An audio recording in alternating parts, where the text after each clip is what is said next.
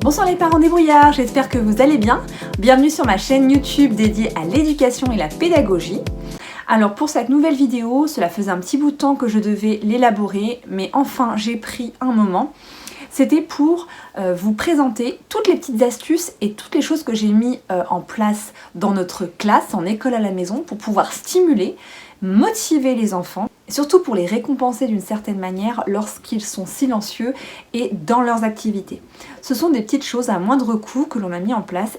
Cela permet de matérialiser la fabulation parfois, ou alors tout simplement des petits gadgets qui vont les motiver et leur donner envie, tout simplement. Je vous présente cela et puis par la suite vous pourrez me proposer d'autres choses en commentaire et n'hésitez pas si vous souhaitez également d'autres vidéos sur divers sujets. A tout de suite pour la présentation de mes petites astuces. Les petits doigts réglables qui s'utilisent un petit peu comme des bâtons, on peut donc les agrandir, ils sont extensibles et on effectue nos rituels à chaque fois, alphabet, les mois, les saisons, les jours de la semaine. Et c'est vrai que ça motive. On peut aussi l'utiliser comme un doigt de lecture. La petite tapote. Alors ça a eu un vif succès à la maison. Donc pour les cartes, notamment lorsqu'on était dans l'apprentissage des chiffres, mais aussi lorsque on utilise des cartes, on peut taper avec tout simplement. Les quiet animals. Alors ça c'est vraiment ce qui a motivé les enfants et surtout ce qui a permis d'avoir le silence pendant le travail. En fait, ce sont des petits animaux, on les appelle les quiet animals. Et un petit quiet animal va venir sur le bureau lorsque l'enfant est sage et surtout silencieux. Donc l'idée, c'est de le conserver un maximum. Mais par contre, quand il y a du bruit, il retourne dans sa boîte avec les autres parce qu'il déteste le bruit.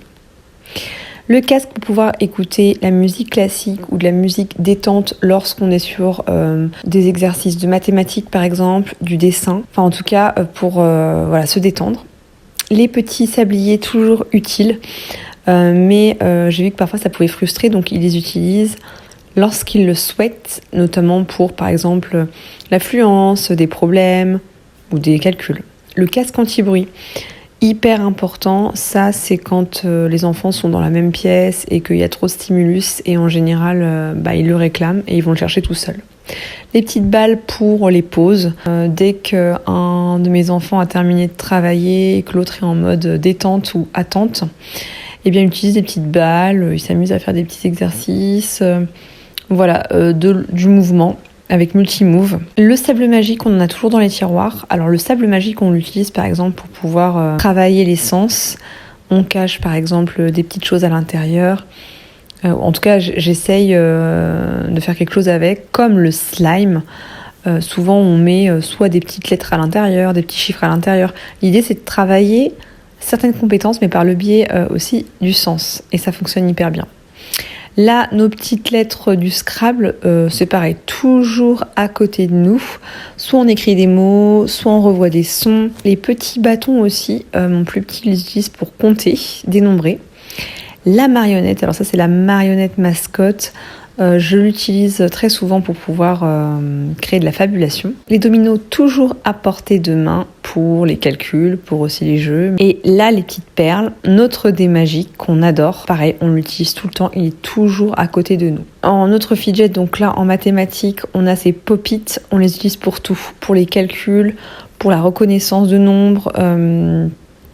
C'est vrai que ça, on peut l'utiliser à tout âge. Eh bien, merci à tous de m'avoir suivi. J'espère que cela vous a donné quelques petites idées pour pouvoir aménager cela soit en classe mais d'école à la maison, pour ceux aussi qui sont en informel.